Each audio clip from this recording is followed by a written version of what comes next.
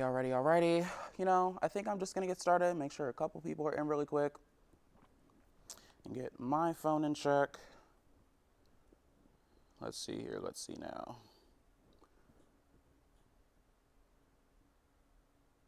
Alright. Okay, cool. How's it going, everybody? Hope you guys are doing all right, being safe right now. Waiting to double check that things are live. There we go. Cool. Turn my volume down. Hey everybody, whether you are on our WBIR weather Facebook page or on our just regular WBIR page, how's it going? Hope you're being safe. We do have some severe storms that have very quickly rolled into the area coming off of Middle Tennessee and parts of Middle Kentucky. So I'm going to take a second to talk about the multiple severe thunderstorms that we are seeing, as well as they continue to move their way over into parts of the Central Valley and Upper East Tennessee, which they're very much on the Central Valley as we speak. We do have Kaylee Bowers and Rebecca Sweet on social media posts, so they'll be answering a lot of your questions if you do happen to be commenting on something else, and I'll be taking the opportunity to go over some questions. I have the live up on another phone, so I'll be able to read through in just a second and, you know, answer any questions you guys may have. So giving you a look at the entire region right now. You know what, I'll just focus on here and use this little pointer. Just to focus on the entire region we have right now, everybody is seeing this very long line of storms that we see going from parts of southeastern Kentucky all the way down parts of the Northern Valley down into the Southern Valley, especially impacting parts of Campbell, parts of Anderson, heading into Knox County, Loudoun County. We're passing Ray and Meigs, McMinn County. You guys are seeing those storms as we speak, along with an earlier edge that's moving into parts of Claiborne and Hancock and Hamblin and Jefferson and even parts of northern Sevier County. So everybody is going to be getting a taste of these storms as this line moves across the area. I'll zoom out just a little bit again to focus on that greater picture, because once this line of storms pass, we're going to be seeing some much clearer conditions. Again, while we do have the front line of it that's moving directly through the area, it's been coming quite quickly. I'll go back over the past, let's see, 3 hours or so, I think is when everything really started to pop off.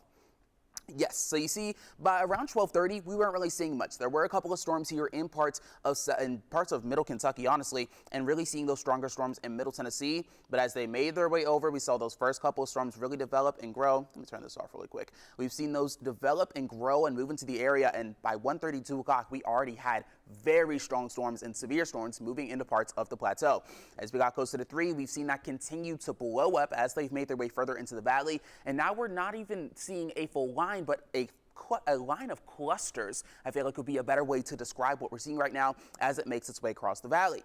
Now, we are still seeing a little bit of intensification here on the backside. So if you're in areas like Crossville or Cumberland County or some of those southern plateau counties, you're mainly seeing some more moderate to lighter rain right now, but that's going to be continuing to move out of the way, and it seems like we should be seeing some clearing conditions in some of the coming hours. It really seems like this afternoon time is going to use up all that instability and wind shear that we're seeing right now, and it hopefully should be pushing out of the way as we get closer into dinner time. So I'll take it over into the closer area, turn back on some of these warnings to show you just how many we have as we speak.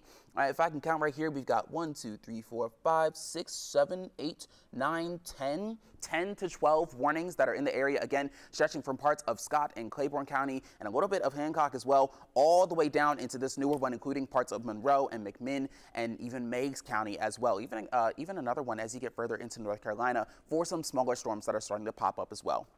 So I'll take a second, zoom in on what we are looking at with all of our different warnings, and I figure I might as well just go from, I'd say it make a little bit more sense to go from east to west. So if we start directly all the way over here, getting into parts of Hancock County, getting into towards Claiborne as well, we're seeing that right there. Oh, zoom that back out.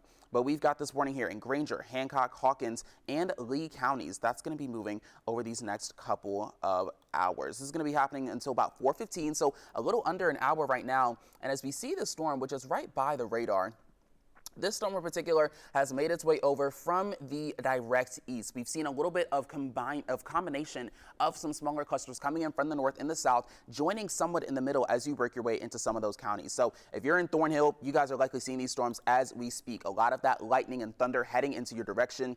This is going to be moving over towards that east within this next, say, maybe half hour or so. So Bean Station, Lakemore, Mooresburg, Cane Mill, that's going to be within 10 minutes. If you're in Choptack, Eadson, Rogersville, Chalk Level, Burham, or Surgeonsville, that's all going to be within 20 minutes to the half hour. So just make sure you're heading into that safe space. This storm in particular is going to be seeing some gusty winds.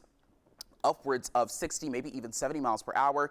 This one is seeing 60-mile-per-hour winds. No mention of hail, but I wouldn't say it's completely gone of hail. It may just be melting before it gets to the surface. Keep an eye out for some pea-sized hail as that storm continues to make its way over to the east. It's moving at about 30 miles per hour, which is pretty consistent for a lot of these storms. We haven't seen a lot of that aggressive bowing, which when we have bowing on a line of storms, that means we have some stronger winds in a part of this cluster that's helping push that bundle a bit further ahead. And so we see some gustier winds, some heavier rain, and a lot more lightning and thunder because that is intensifying more quickly than some of the parts of the storm around it. So excuse me, we haven't seen too much of that bowing just yet, but this little cluster of storm seems to be moving a little bit further ahead.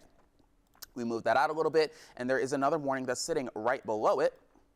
That's going to be including parts of Claiborne, Grainger, and Hamlin County. So this is likely going to be what this same cluster was originally moving through. This one ends at 3:30, so that's going for about 7 more minutes. This is likely the first warning that I mentioned is going to be a continuation of this first one here that you're seeing in Claiborne, Grainger, and Hamlin County. So again, that's going to continue to move its way to the east northeast as we get over this next half hour. So this one is probably going to be allowed to expire until this next line of storms that you see in areas of La Follette, parts of Union County as well, until that makes it on its way over. So again, playing that radar, you can see that continues to move its way over into the northeast, passing parts of Washburn, heading into Thornhill, which is smack dab in the middle of both of those warnings, and then will continue to move its way over towards the northeast.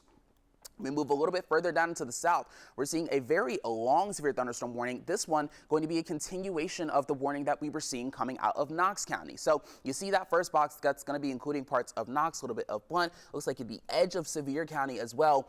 That one is going to be now continued into the second warning that this box is focusing on. So this one is going to be going until 4:15, a little over 45 minutes. It's going to be for Jefferson, a little more of Knox County, Sevier, and Union County. So this bundle now seems to have taken a little bit more of a southerly focus. If we take a watch at that again. So we saw that storm. I don't know if you noticed it, but so if we're watching these two bundles right about here, there's one here that was sitting over Knoxville a little over an hour ago, or a little under an hour ago, and this one here that was in northern Knox County. As that continued to make its way over towards the east, they combined as it was exiting parts of Knox County, and you see this kind of larger line stretching from Coreyton all the way down into Seymour. Might help if I use this arrow. Stretching from Coreyton all the way down into Seymour, southern Knox County, but now we're seeing that split up again as it makes its way through.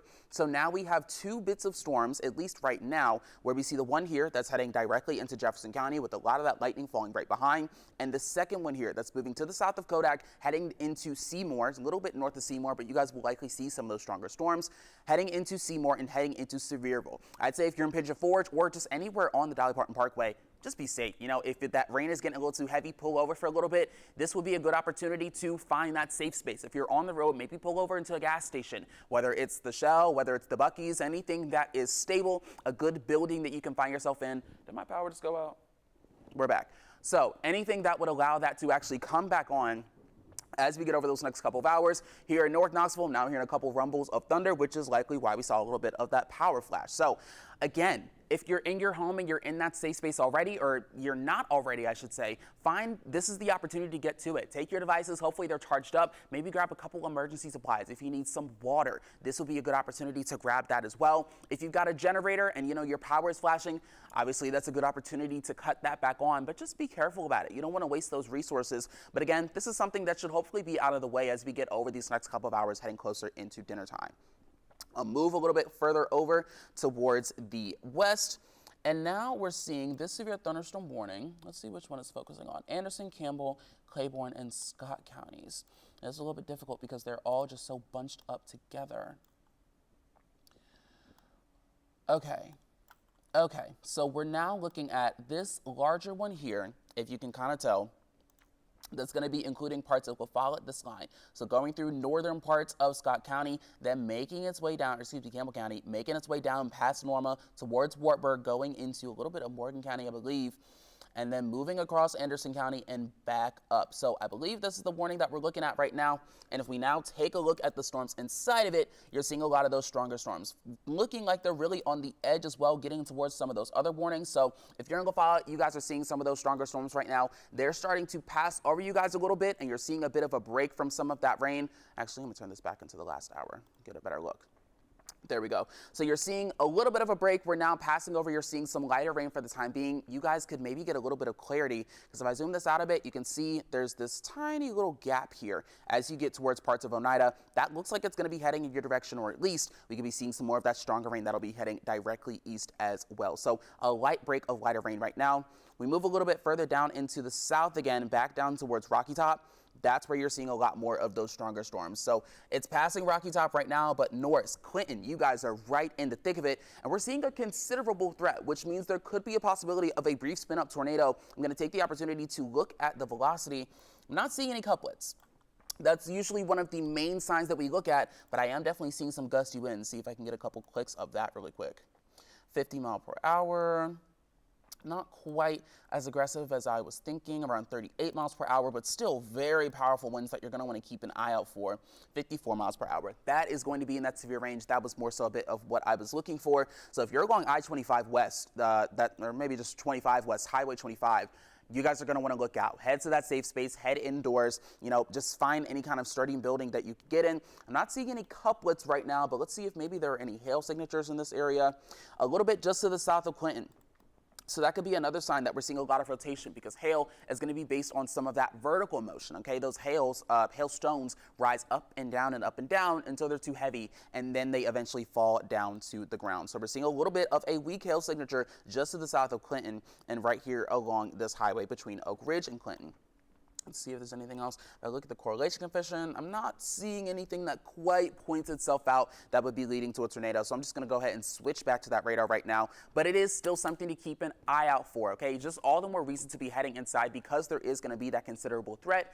Now, normally, again, we talked about this before, but some of the tornadoes that we have seen recently, the National Weather Service, I should say, is going to put up that tornado warning if they see these clear-cut signs like a couplet. Like you see on the velocity map, you would get green and red that are going to be circling each other rapidly. That's going to be one of those telltale signs that they're looking for that would then cause them to put up that tornado warning. Because that's not seen, they're adding in the severe thunderstorm warning that there is a considerable threat. Again, a little bit of rotation, broad rotation, not something that's tight that could 100% bring a tornado down. That more broad general rotation that could maybe see a brief spin up or at least just create some gustier winds as they move through the area. So again, Norris, Clinton, passing through Rocky Top, you guys are going to be seeing some of those stronger storms as we speak. And then moving a little bit further down into the south, speaking of Clinton, if we follow this line going down from parts of, let me see this again. If we're going down from parts of Clinton all the way down past Carnes, you guys are going to be seeing these storms very quickly as well. If you're in Powell, you're going to be seeing these storms very quickly as well. I can zoom this out just a tad bit to give you a better look at what we're going to be seeing. And I will turn off the warnings as well, just because that makes it a little bit messy. So, yes, if we are watching these storms right now, a little bit of a east-southeasterly focus. So if I kind of move this over through Powell, down across to Farragut, and move that a bit towards the east-southeast, this is going to be heading to Knoxville within about 15 minutes. So again, if you're deeper into Knox County, keep your eyes peeled and make sure you're keeping an ear out for any kind of warnings that may come into effect. If you're along Spanish trails, if you're on any kind of trail outdoors, inside is where you want to be right now. If you're in Smithwood, Wistavia Woods, Spring Place, that's all going to be within about 10 minutes. West Knoxville and the city of Knoxville itself, especially if you're in that downtown area, 15 minutes. Head to that safe space. If you're already in a building, in a restaurant, in a store, hang out there for a little bit. It's going to be the easiest and safest place for you to be as we get through this time period. 3 points, Skagston, Blaine, and Asbury. That's all going to be within 20 to 30 minutes. So again, head inside while you still have the opportunity. Granted, you guys are likely already seeing some of those storms, but this is going to be the timeline for that round 2 that'll be coming in your direction over these next couple of minutes. So again, that is going to be including parts of Farragut as well. I'll turn on the watch warning one more time to give you another idea of what we are going to be seeing. Okay, so if you guys will give me just a second, I will just take one more glance to look over the rest of the radar.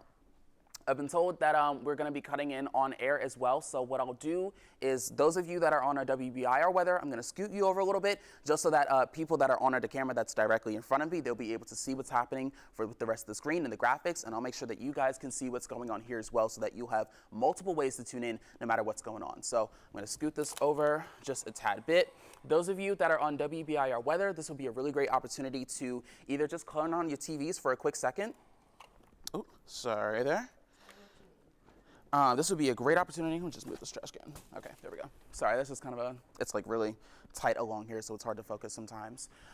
So those of you that are on the WBIR regular channel 10 Facebook Live, this would be a good opportunity to either cut on your TVs and that we could do a cut in on there. You can watch me there directly from your screen, or if you want to transfer over into the WBIR Facebook Live, again, I am going to be staying live on here. They will have the opportunity to view both the screen and myself so that you can keep an eye on what's going on. So if you're on WBIR channel 10 Facebook Live, I believe I'll be saying goodbye to you in just a second. Those of you on WBIR weather, I'm going to keep talking for a little bit to keep you guys abreast of what is going to be going on. So if you can still see the screen behind me, all right, I think I may actually,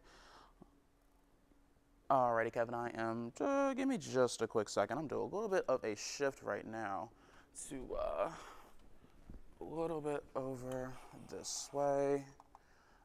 Kevin, can you see that in your shot, the tripod? Okay, so hopefully I don't block it too bad. So yeah, if you're in